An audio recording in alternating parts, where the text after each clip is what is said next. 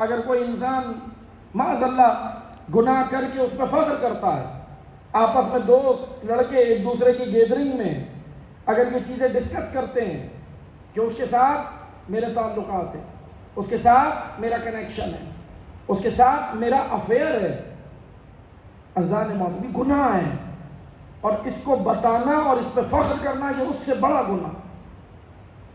عرب یہ کرتے تھے جاہلیت کے دور میں، خواتین کے ساتھ تعلقات بناتے تھے، عورتوں کے ساتھ تعلقات بناتے تھے اور کہتے تھے کہ ہم کثرت اولاد، کثرت عورت، کثرت ازواج، کثرت عورت اور بغیر ازواج کے بھی تعلقات بناتے ہیں، کثرت ازواج، کثرت مال، کثرت اولاد، حتیٰ کہ قرآن کریم نے کہا یہ لوگ اپنے شجروں پہ، عرب کے اندر ایک دستور تھا، اپنے شجروں میں بڑا گھمنڈ کرتے تھے، یہ جاہلیت کے تھے سارے۔ اب دیکھیے گا شجرہ، سنیے گا، عرب کے اندر ایک دستور تھا کہ اپنے شجروں میں گھمنڈ کرتے تھے۔ قرآن کہہ رہا ہے یہ اپنے شجروں پہ اتنا گھمنڈ کرتے تھے کہ جب ان کے آباء و اجداد مر گئے، قبروں میں چلے گئے، قبرستانوں میں دفن ہو گئے، تو پھر یہ قبرستانوں پہ جا کے قبریں گن کے بتاتے تھے کس کی قبریں زیادہ ہیں۔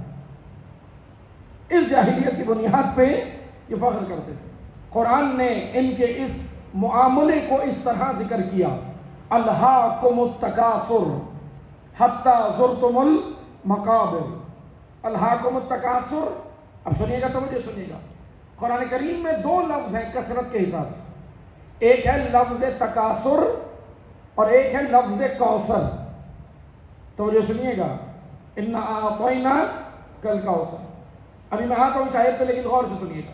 کوثر عربی زبان میں کوثر بھی کثرت کو کہتے ہیں، کثرت کوانٹٹی، میکسیمم، زیادہ۔ قرآن میں دو لفظ ہیں، کوثر بھی اور تکاثر بھی۔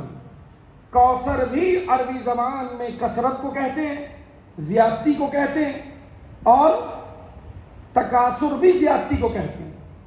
مگر توجہ سنیے گا، مادیات کی زیادتی، گناہوں کی زیادتی، شجرہ خبیثہ کی زیادتی کو تکاثر کہتے ہیں، اور خیر کثیر کی زیادتی کو کوثر کہتے ہیں۔ کوثر اور ہے، تکاثر اور۔ کوثر یعنی خیر کثیر، کوثر یعنی ایسا شجرہ جو نہ ختم ہونے والا بحر ہے، ایک ایسی نہر، ایک ایسی بحر جو کبھی ختم نہیں ہوگی، اس کو قرآن کوثر کہتا ہے۔ عرب کس پہ فخر کرتے تھے؟ اولاد پہ۔ قرآن کہہ رہا ہے تکاثر۔ اب یہ کوثر اور تکاثر یہ دو چیزیں ہیں، یہ دو شجرے ہیں جو قرآن نے ذکر کی ہیں۔ اب توجہ سنیے گا، ان شجروں کے اندر اللہ نے خاندان نہیں رکھا۔ ایک چیز اور سے سنیے گا، معذرت کے ساتھ، ہم ابھی یہ سمجھتے ہیں کہ کوثر ایک خاندان ہے اور تکاثر بھی ایک خاندان ہے، نہیں۔ تکاثر سے بعض لوگ کوثر کا سفر بھی کرتے ہیں، اور بعض لوگ کوثر سے تکاثر میں بھی چلے جاتے ہیں۔ اگر نہیں سمجھ آیا تو سنیں، نہیں سمجھ آیا تو سنیں۔ کوثر سے تکاثر میں جو گیا وہ عمر سعد ہے، اور تکاثر سے کوثر میں جو آیا وہ حر ابن یزید ریائی۔ یہ سفر ہے، کوثر اور تکاثر دو شجرے ہیں، کوثر اور تکاثر۔ اچھا، یہ شجرے صرف خونی رشتے نہیں ہیں، ہم یہ سمجھے کہ یہ خونی رشتہ ہے خالی، نہیں، خونی رشتے سے بھی افضل مولا علی نے ایک اور رشتہ قرار دیا۔ نہج البلاغہ سنیے گا، مولا کا کلام، مولا نے کہا میرا ایک اخ فی اللہ، اللہ کی خاطر میرا ایک بھائی تھا۔ اللہ کی خاطر سے مراد کیا ہے؟ مولا علی ہمیں کیا سمجھانا چاہ رہے ہیں؟ اخ فی اللہ مطلب دینی بھائی، دین کی راہ میں میرا بھائی، عقائد کی راہ میں میرا بھائی، اللہ کی راہ میں میرا بھائی۔ یہ کون سا بھائی بتایا مولا علی نے؟ اچھا، جناب عقیل موجود ہیں، عقیل خونی بھائی ہیں، جناب عقیل سے مولا علی کا خونی رشتہ ہے نا، ایک ہی ماں سے، ایک ہی باپ سے، دونوں۔ جناب عقیل موجود گئے، عقیل کی موجودگی میں علی کہتے ہیں میرا ایک دینی بھائی تھا جو مجھے یاد آتا۔ توجہ کیجیے گا، نہج البلاغہ، امام نے کہا میرا ایک دینی بھائی تھا، وہ مجھے بڑا یاد آتا ہے، وہ چلا گیا تھا دنیا سے۔ پھر مولا نے اس کی کوالٹیز بتائیں، سنیے گا، یہ صرف دینی بھائی نہیں، یہ شیعہ کی کوالٹیز ہیں۔ یہ شیعہ کی صفات ہے. مولا نے کہا میرا ایک دینی بھائی تھا جو مجھے بہت یاد آتا ہے. کہا کیا تھا مولا اس کے اندر؟ ایسی کیا چیز تھی؟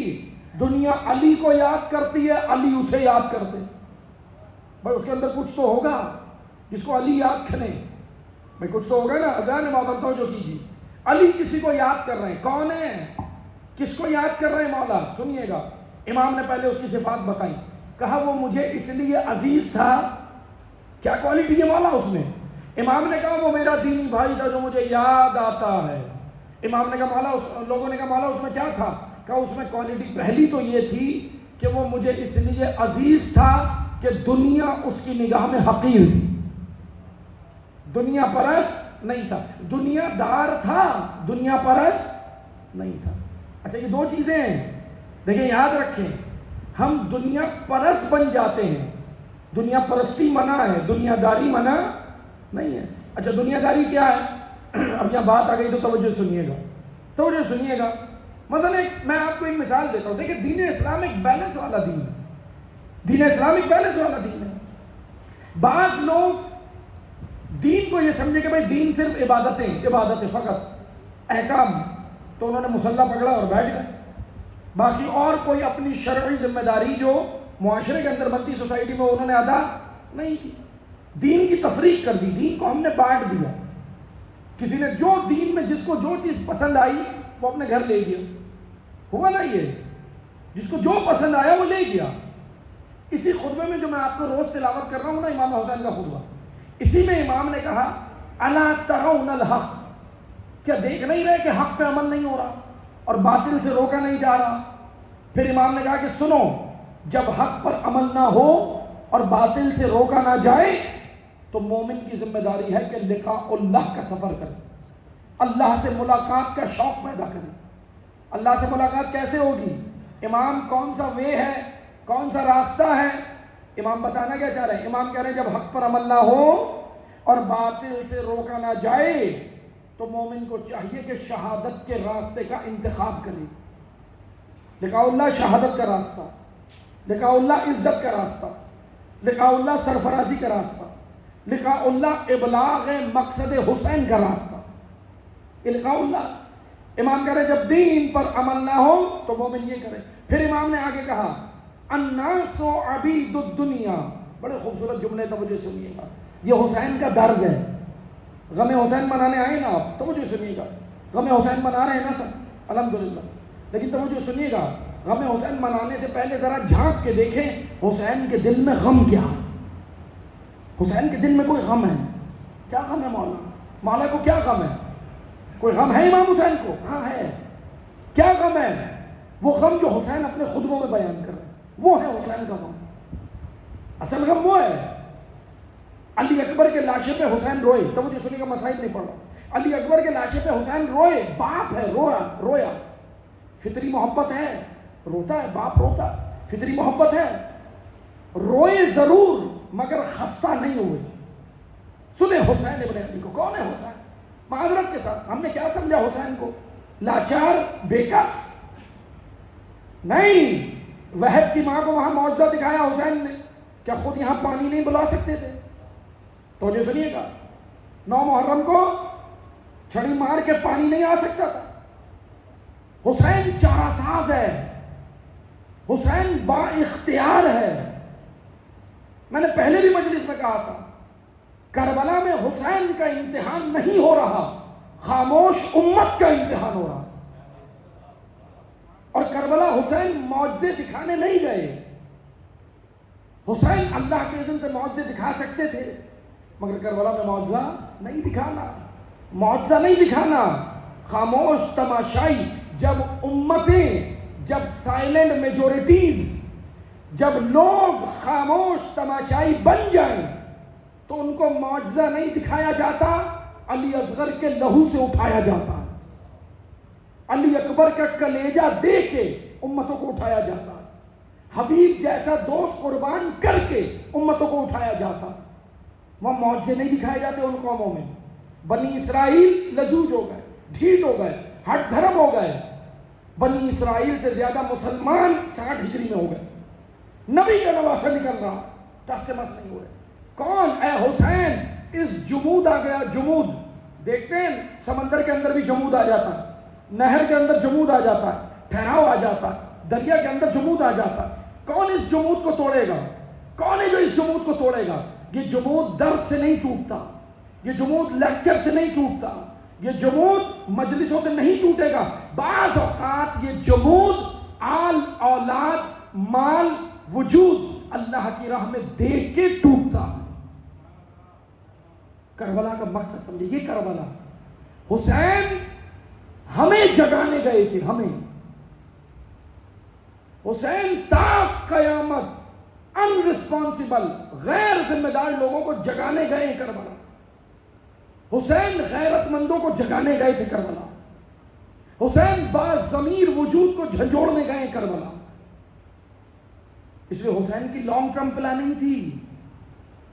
ہم سمجھ رہے ہیں عصر عاشور سب ختم تو ہو گیا, ظاہری طور پہ دیکھیں تو یہاں سب ختم ہو گئے, سب قتل ہو گئے. پھر نہیں, حسین کو تو معلوم تھا میں مر جاؤں گا, قتل کر دیا جاؤں گا. حسین تو خود بتا رہے تھے. حسین گئے ہیں لانگ ٹرم پلاننگ کر کے. حسین بتا رہے ہیں یہ کربلا 61 ہجری کا معاملہ نہیں ہے, یہ تا قیامت رہے گا. بعض ضمیر وجودوں کو جگانا. وہ کہاں جاگیں گے؟ ان مجلسوں میں. وہ کیسے جاگیں گے؟ عزاداری کر کے. کیسے جاگے گی امت اسلامیہ؟ عزا کے جلوس نکال کے. یہ جلوس عزا رسم نہیں ہے, آبا و اجداد کی رسم نہیں ہے ہمارے. توجہ سنیں, یہ جلوس عزا, یہ عزاداری, یہ مجلسیں ہمارے آبا و اجداد کی ایجاد کردہ رسمیں نہیں ہے. یہ زینب کی بیان کردہ رزم ہے, یہ زینب کی تحریک ہے, یہ زینب بنت علی کی بتائی ہوئی ایک نہضت ہے, ایک حرکت ہے, ایک اسٹرگل ہے, تاکہ تا قیامت جاگتے رہیں, تا قیامت جاگتے رہیں. سید سجاد نے اس تحریک کو آگے بڑھایا.